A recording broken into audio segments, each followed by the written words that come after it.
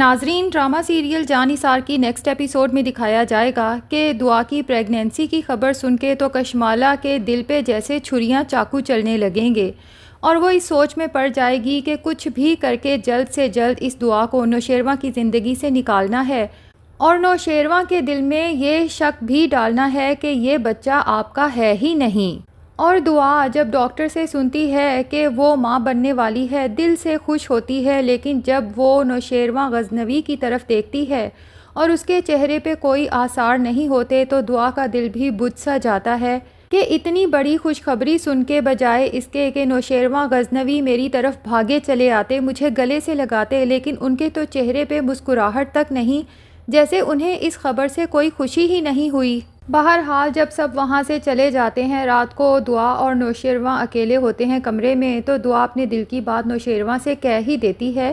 کہ ہمارے گھر میں اتنی بڑی خوشی کی خبر آنے والی ہے اور میں حیران ہوں کہ آپ کے چہرے پہ خوشی کے کوئی آثار نظر ہی نہیں آ رہے۔ نوشیروان، جس کے دماغ میں مسلسل سرفراز کی باتیں چل رہی ہیں کہ دعا مجھ سے محبت کرتی ہے، میرے ساتھ زندگی گزارنا چاہتی ہے، اس کے کہنے پہ ہی میں نے اس کی بہن فضا کو ڈائیورس دی ہے اور اس کے کہنے پہ ہی میں گھر آیا تھا، اب بہتر یہی ہے کہ تم بھی دعا کو طلاق دے دو، ورنہ دوسری صورت میں وہ تم سے خلا لے لے گی، کیونکہ بہرحال اب ہم نے ایک ہونے کا فیصلہ کر لیا ہے۔ بھلا جب نوشیروان کے دماغ میں یہ سب باتیں چل رہی ہوں تو اسے بچے کی خوشی کہاں سے محسوس ہوگی، اسی لیے دعا سے کہتا ہے کہ جب خوشی محسوس ہوگی تب خوشی کا اظہار بھی کر دوں گا۔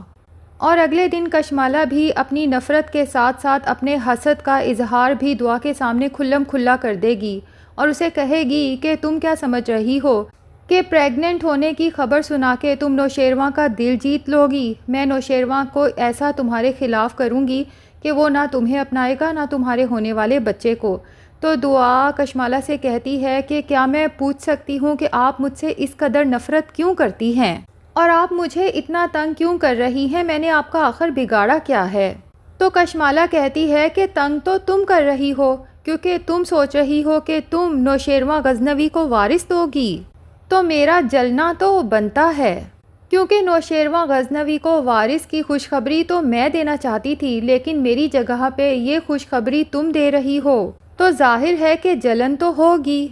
دعا کشمالہ سے کہتی ہے کہ اگر آپ اسی طرح میری ہر خوشی پر جلتی رہیں تو یاد رکھیے گا کہ آپ کی ساری زندگی جلنے میں ہی گزر جائے گی۔ تو کشمالہ فوراً دعا سے کہتی ہے ویسے ایک بات بتاؤں، مجھے اتنی جلن ہو بھی نہیں رہی کیونکہ مجھے تھوڑا سا اطمینان بھی ہے۔ اور دعا سے کہتی ہے کہ پوچھو گی نہیں کہ یہ اطمینان کیوں ہے؟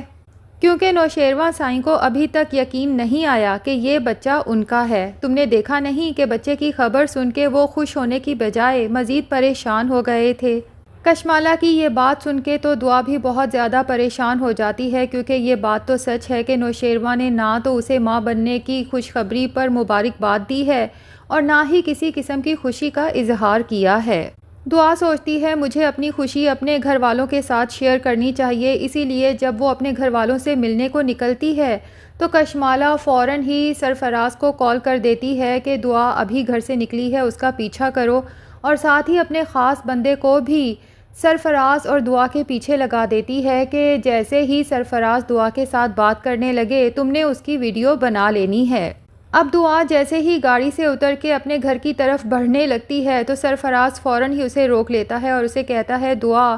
تم مجھے اس طرح سے اگنور کیوں کر رہی ہو؟ میں نے تمہاری خاطر اس فضا کو چھوڑ دیا ہے، میں تمہیں اپنی زندگی میں واپس شامل کرنا چاہتا ہوں، میں تم سے بے تحاشا محبت کرتا ہوں، تم نے اس بارے میں کچھ سوچا ہے یا نہیں سوچا؟ دعا نفرت سے سرفراز کی طرف دیکھتے ہوئے کہتی ہے کہ اپنی بکواس بند رکھو اور آج کے بعد نہ تو میرا پیچھا کرنا اور نہ ہی کبھی میرے سامنے آنے کی کوشش کرنا۔ اب کشمالہ اپنے اس خاص بندے سے ویڈیو لے گی اور نوشیروان غزنوی کو سینڈ کر دے گی کہ دعا یہاں سے اپنے ماں باپ کو ملنے کا کہہ کے نکلتی ہے اور وہاں پر اپنے پرانے عاشق سے ملاقاتیں کرتی ہے۔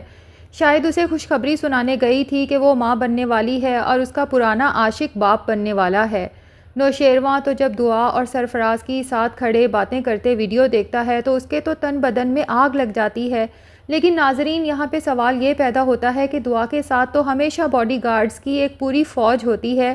تو بھلا ان میں سے بھی کسی نے نہیں دیکھا کہ دعا اور سرفراز آپس میں کیا باتیں کر رہے تھے اور دعا نے کس طرح سے سرفراز پہ غصہ کیا تھا؟ کم سے کم ان میں سے کوئی ایک تو ایسا ہونا چاہیے جو نوشیروان تک اصل حقیقت پہنچا سکے۔ بہرحال سرفراز دعا کو وہ ویڈیو دکھا کر کہتا ہے کہ یہ سب کیا ہے، تم میرے سے چوری اس سے ملتی رہتی ہو۔ دعا دہائی دیتی ہے کہ میرا اس سے کوئی تعلق نہیں ہے، نہ ہی کوئی رشتہ ہے۔ تو سرفراز غصے سے چیختے ہوئے کہتا ہے کہ تم کہتی ہو تمہارا اس سے کوئی تعلق نہیں ہے، تو مجھے یہ بتاؤ کہ اس کی اتنی جرت کیسے ہوئی کہ وہ تم سے یہ بکواس کر سکے کہ میں نے تمہاری بہن کو چھوڑ دیا ہے، تم بھی نوشیروان سے علیحدگی لے لو تاکہ ہم دونوں ایک ہو سکیں۔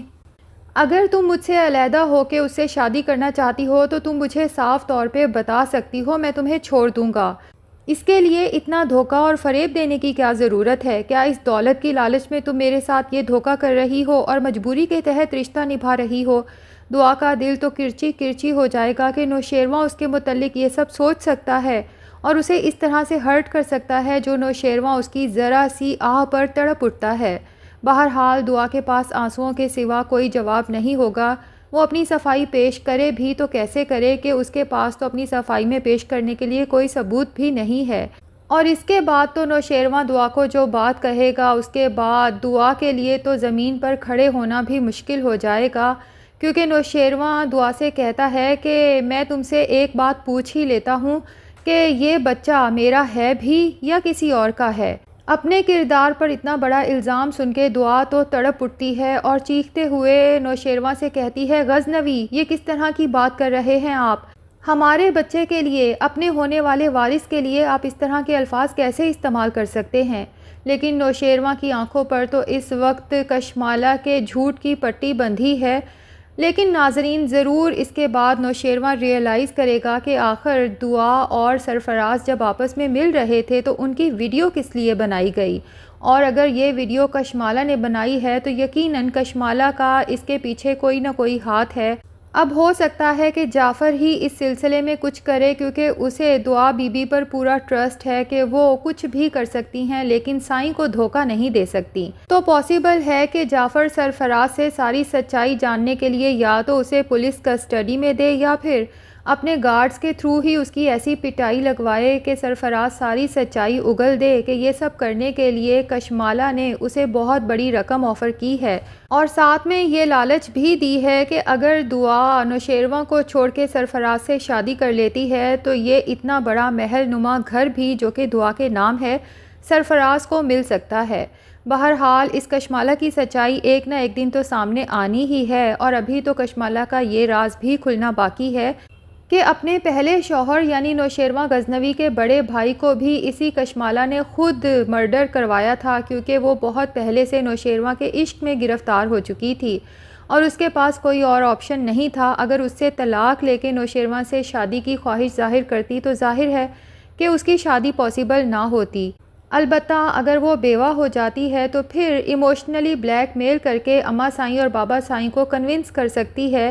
کہ اگر وہ اپنے بڑے بیٹے کی نشانیاں اس کے بچے حویلی میں اپنی نظروں کے سامنے رکھنا چاہتے ہیں تو اس کے لیے کشمالہ کو ہمیشہ اس حویلی میں رکھنے کا ایک ہی طریقہ ہے کہ اس کا نوشیروان غزنوی کے ساتھ نکاح کرا دیا جائے۔ بہرحال لگتا یہی ہے کہ بہت جلد نوشیروان سچائی جاننے کے بعد اس کشمالہ کو تو طلاق دے کے اپنی زندگی سے نکال باہر کرے گا۔ تو ناظرین آپ کا کیا خیال ہے؟ کیا کبھی نوشیروان کے سامنے سچائی آئے گی کشمالہ کی یا نہیں؟ کمنٹ سیکشن میں ضرور بتائیں، اور اگر ہمارے چینل پہ نئے ہیں تو پلیز چینل کو بھی سبسکرائب کر لیں۔